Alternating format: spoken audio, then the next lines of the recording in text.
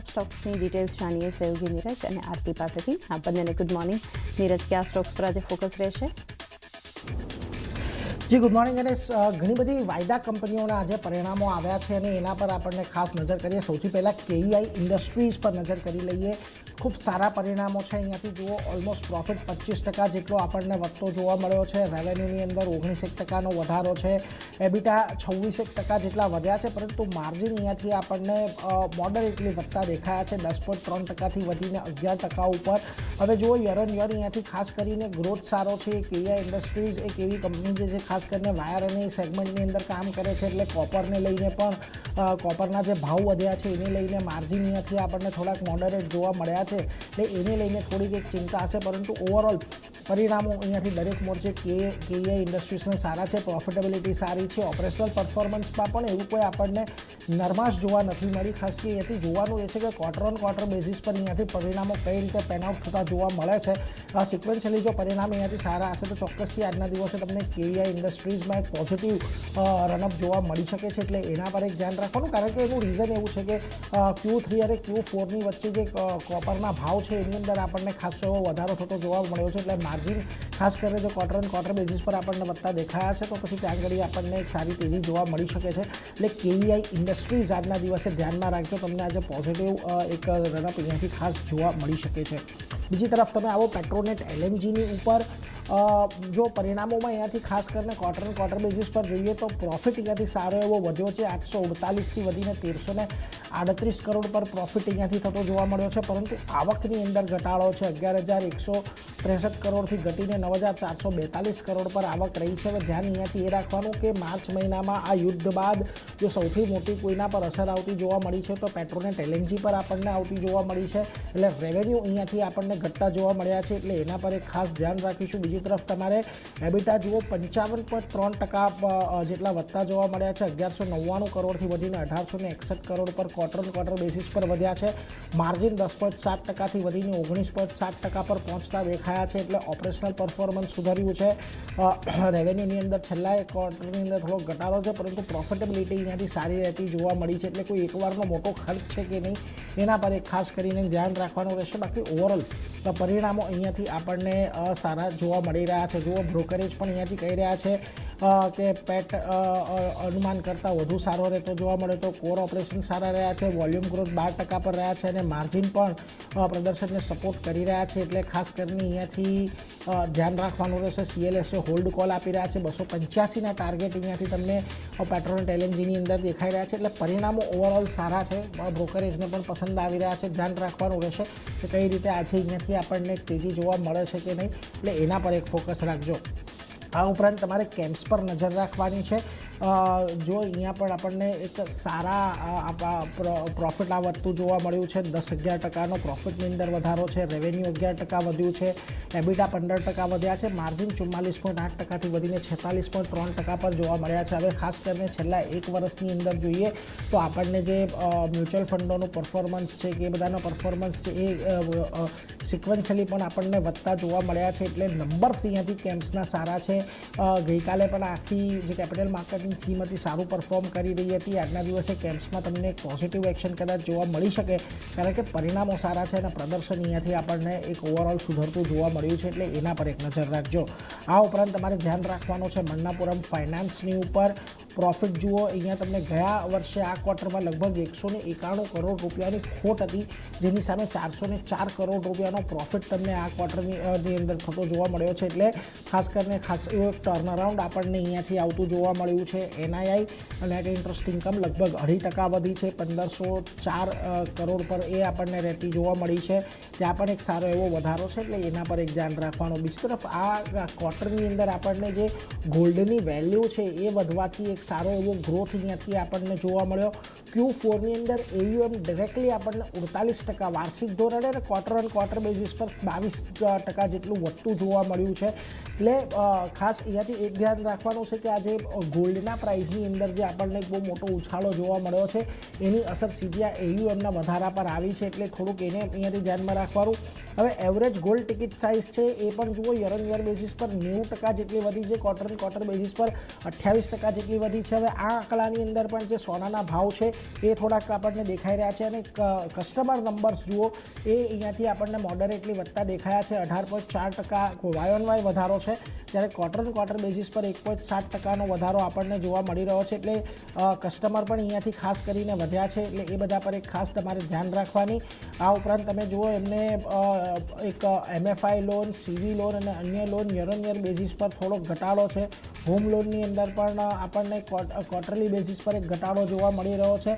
એક માત્ર gold લોનનું segment છે એ આપણને એક વધારા તરફી કારોબાર દર્શાવી રહ્યું છે. એટલે દરેક સેગમેન્ટમાંથી જે સેક્યુલર ગ્રોથ આવવો જોઈએ નથી આવી રહ્યો. હજી પણ એક મોટો ચંક જે છે તે ખાસ કરીને સોનાની ગોલ્ડ લોન તરફથી આવી રહ્યો છે, એટલે એના પર એક ધ્યાન તમારે ખાસ કરીને અહીંયાથી રાખવાનું છે. જુઓ બ્રોકરેજ અહીંયાથી શું કહી રહ્યા છે. જેફરીઝ બાય કોલ અપગ્રેડ કર્યો છે, 360ના ટાર્ગેટ આપ્યા છે. એમનું કહેવું છે Q4 અનુમાન મુજબ નફો જોવા મળ્યો છે. AUM જોવા મળ્યું છે. જો કે NIM અહીંયાથી yield કમ્પ્રેશનને કારણે થોડાક દબાણમાં રહેતા જોવા મળ્યા છે, એટલા માટે છતાં પણ તેઓ બાય કોલ આપી રહ્યા છે, કારણ કે એમને વેલ્યુએશન અત્યારે રિઝનેબલ લાગી રહ્યા છે. CLSA અત્યારે હોલ્ડ કોલ આપી રહ્યા છે, 305નો ટાર્ગેટ આપી રહ્યા છે. એમને એવું કહેવું છે હજી પણ અમે કોશિયસ સ્ટાન્સ મેન્ટેન રાખ્યો છે.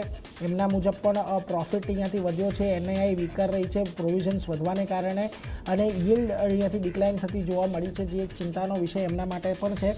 એટલે જો સારા પરિણામો છે, એવા કોઈ ખરાબ પરિણામો નથી, પરંતુ કોઈ બહુ મોટી તેજીની અપેક્ષા આજે અહીંયાથી ન રાખવી જોઈએ, એટલે એના પર એક નજર રાખજો. બીજી તરફ તમારે ટાટા કેમિકલ્સ પર આ પરિણામો આવ્યા છે, નજર રાખજો, કારણ કે અહીંયા જો લોસ વધતો તમને દેખાયો છે. પહેલાં જે 56 કરોડની ખોટ હતી ગયા વર્ષે, એ વધીને 2132 કરોડની રહેતી થઈ ગઈ છે. એટલે ખાસો એવો મોટો ઉછાળો આપણને ખોટની અંદર થતો જોવા મળ્યો છે. આવક ઓલમોસ્ટ 2% જેટલી ઘટી છે. એબિટામાં 16%નો ઘટાડો છે. માર્જિન 9.32%થી ઘટીને 7.97% પર છે. દરેક મોરચે પરિણામો નબળા છે, એટલે ટાટા કેમિકલની અંદર આજે તમને એક બહુ મોટો ઘટાડો આવતો જોવા મળી શકે. ધ્યાન રાખજો, અહીંથી હજી કદાચ વેચવાલી તમને આજે વધારે આવતી જોવા મળી શકે, એટલે નબળા પરિણામો અહીંયાથી ટાટા કેમિકલના છે. બીજી તરફ તમારે ટાટા ટેકનોલોજીસ પર ખાસ કરીને નજર રાખવાની છે. જુઓ પરિણામો અહીંયાથી સારા છે. યર ઓન યર બેઝિસ પર પ્રોફિટ 8% જેટલો વધ્યો છે.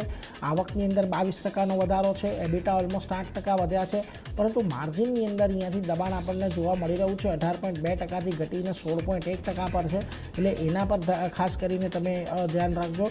તો કે બ્રોકરેજ અહીંયાથી સેલ કોલ આપી રહ્યા છે, 470ના ટાર્ગેટ આપી રહ્યા છે. ગોલ્ડમેન સેસનું કહેવું છે કે Q4 લાર્જલી ઇનલાઇન છે, એસ્ટિમેટ બરાબર છે, પરંતુ રેવન્યુ એબિટાની અંદર આપણને ગ્રોથ જોવા મળ્યો છે. FY27નું ગાઈડન્સ છે ડબલ ડિજિટ ઓર્ગેનિક રેવન્યુ ગ્રોથનું આપ્યું છે, પરંતુ હજી પણ તેઓ મીડિયમ ટર્મમાં ગ્રોથની વિઝિબિલિટી છે, છતાં પણ તેઓ થોડા કોશિયસ છે, એટલે ધ્યાન રાખજો. સેલકોલ સાથે 470ના લક્ષ્યાંક આપી રહ્યા છે.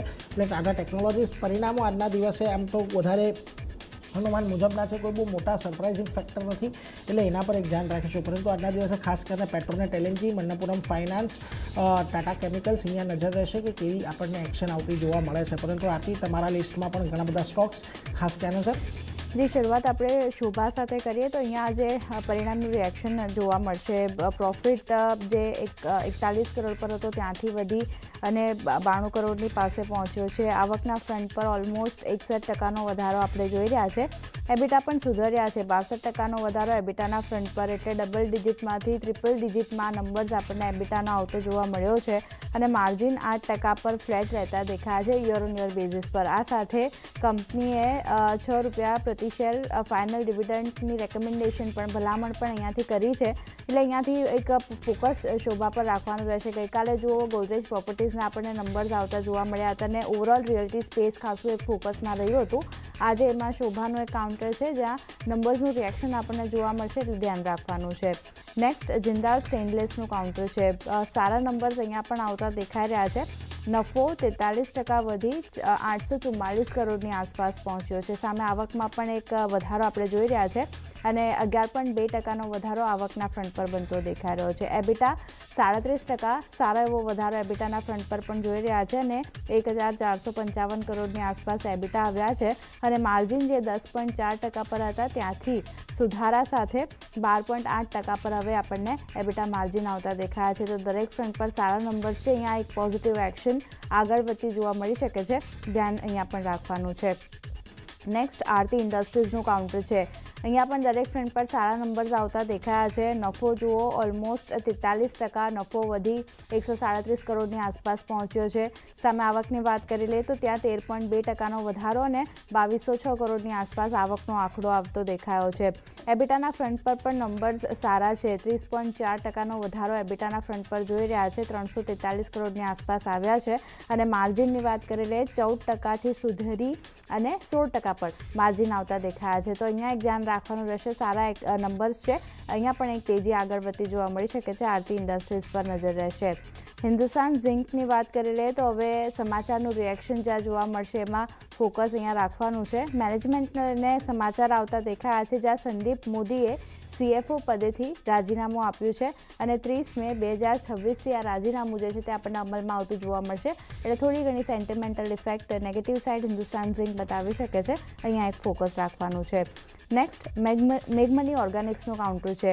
અહીંયા મેન્યુફેક્ચરિંગ યુનિટ જે છે તે અહીંયાથી કંપની શરૂ કરતી જોવા મળશે જ્યાં નાનો DAP, નાનો NPK અને નાનો ઝિંકનું મેન્યુફેક્ચરિંગ અહીંયાથી શરૂ કરશે કંપની અને કંપનીનું નેનો ફર્ટિલાઇઝર ક્ષેત્રમાં મોટું પગલું ભરવા જઈ રહી છે અને એગ્રો ઇનપુટ માર્કેટમાં કંપનીની પકડ જે છે તે અહીંયાથી હવે વધુ મજબૂત આપણને થતી જોવા મળશે.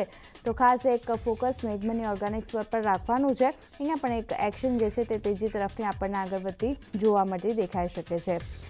નેક્સ્ટ કાઉન્ટર એફકોન ઇન્ડિયાનું કાઉન્ટર છે. હવે અહીંયા ઓર્ડર મળવાના સમાચાર આવતા દેખાઈ રહ્યા છે જ્યાં એપ્રિલ 2026માં કંપનીને 373 કરોડનો EPC ઓર્ડર અહીંયાથી મળતો દેખાયો છે અને ઇન્ફ્રાસ્ટ્રક્ચર અને કન્સ્ટ્રક્શન સેગમેન્ટમાં આ ઓર્ડર કંપનીને મળતો દેખાયો છે. તો એક એફકોન ઇન્ફ્રા અહીંયા પણ એક ધ્યાન રાખવાનું છે. અહીંયા પણ એક તેજી આપણને આગળ વધતી જોવા મળતી દેખાઈ શકે છે. અને છેલ્લે વાત કરી લઈએ તો ડાયનાકોન સિસ્ટમની નું કાઉન્ટર છે જ્યાં ઓર્ડર મળવાના સમાચાર આવતા દેખાઈ રહ્યા છે. RBI પાસેથી ઓર્ડર મળ્યો છે લગભગ 750.82 કરોડનો ઓર્ડર અહીંયાથી કંપનીને મળતો દેખાઈ રહ્યો છે. ડેટા સેન્ટરના મેનેજમેન્ટ માટેના આ ઓર્ડર કંપનીને મળ્યો છે એટલે અહીંયા પણ એક પોઝિટિવ એક્શન આગળ વધતી દેખાઈ શકે છે. સમાચારના લીધે ધ્યાન રાખવાનું છે. તો ચાંદની ઘણા બધા કાઉન્ટર જે નીરજે જણાવ્યા મેં જણાવ્યા બધા આજે ફોકસમાં રહેશે. જી, આ બધા સ્ટોક્સ આજે ફોકસમાં રાખીશું. ભારતી અને નીરજ આપ બંનેનો આભાર અમારી સાથે જોડાઈ ટોપ સ્ટોક શેર કર્યા.